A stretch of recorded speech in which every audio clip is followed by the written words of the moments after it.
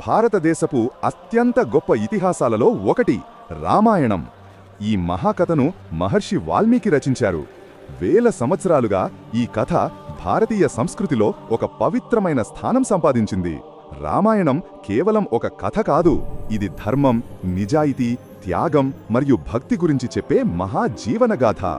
ఈ మహా ఇతిహాసం మొత్తం 7 కాండాలుగా విభజించబడింది. బాలకాండ, అయోధ్యాకాండ, అరణ్యకాండ, కిష్కింధకాండ, సుందరకాండ, యుద్ధకాండ మరియు ఉత్తరకాండ. ఈ రోజు మనం రామాయణంలోని మొదటి భాగమైన బాలకాండ కథను తెలుసుకుందాం. కోసల దేశంలో అయోధ్య అనే అద్భుతమైన మహానగరం ఉండేది. ఆ నగరం సంపదతో, సంతోషంతో మరియు ధర్మంతో నిండిపోయుండేది. ఆ రాజ్యాన్ని పరిపాలించేది మహారాజు దశరథుడు.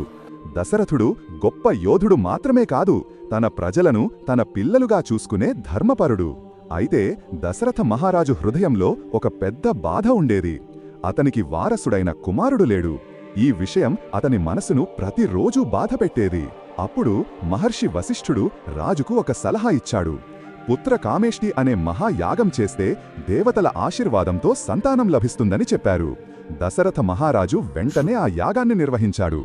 మహర్షులు, ఋషులు అందరూ వచ్చి వేద మంత్రాలు జపిస్తూ ఆ యాగాన్ని ఘనంగా నిర్వహించారు. యాగం పూర్తయ్యాక ఒక అద్భుతమైన సంఘటన జరిగింది. యాగాగ్నిలో నుంచి ఒక దివ్య పురుషుడు ప్రత్యక్షమయ్యాడు. అతని చేతిలో ఒక బంగారు పాత్రలో దివ్యమైన పాయసం ఉంది. అది దేవతల ఆశీర్వాదంగా దశరథ మహారాజుకు ఇవ్వబడింది. దశరథుడు ఆ పాయసాన్ని తన 3 భార్యలకు ఇచ్చాడు: కౌసల్య, కైకేయి మరియు సుమిత్ర. కొంతకాలానికి అయోధ్యలో ఒక గొప్ప ఆనందం వచ్చింది.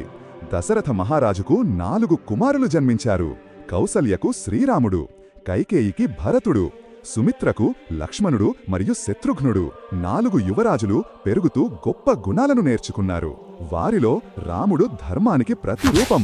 సత్యం, కరుణ మరియు ధైర్యం ఆయనలో కనిపించేవి. కాలం గడుస్తూ ఉండగా ఒకరోజు మహర్షి విశ్వామిత్రుడు అయోధ్యకు వచ్చాడు. అతను రాజు దశరథుడిని ఒక ప్రత్యేకమైన సహాయం కోరాడు. తన యజ్ఞాన్ని రాక్షసుల నుంచి కాపాడటానికి రాముడు మరియు లక్ష్మణుడు తనతో రావాలని కోరాడు. రాజు దశరథుడు మొదట భయపడ్డాడు, కాని చివరికి ధర్మం కోసం రాముడు మరియు లక్ష్మణుడు విశ్వామిత్రునితో కలిసి అడవికి వెళ్లారు. అక్కడే శ్రీరాముడు తన మొదటి రాక్షసిని సంహరించాడు. అదే తాటకవధ. ఇదే రాముడి వీరత్వానికి ఆరంభం. ఇలా ప్రారంభమైంది శ్రీరాముడి మహాప్రయాణం. ఇదే రామాయణంలోని మొదటి భాగం, బాలకాండ కథ. ఇది నా రామాయణం సిరీస్లో మొదటి భాగం.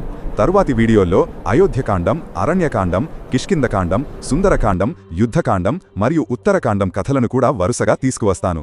మీకు ఈ వీడియో నచ్చితే లైక్ చేయండి, షేర్ చేయండి మరియు ఛానల్ సబ్స్క్రైబ్ చేయండి. తరువాతి వీడియోలో అయోధ్యకాండంలో జరిగే గొప్ప సంఘటనలను తెలుసుకుందాం.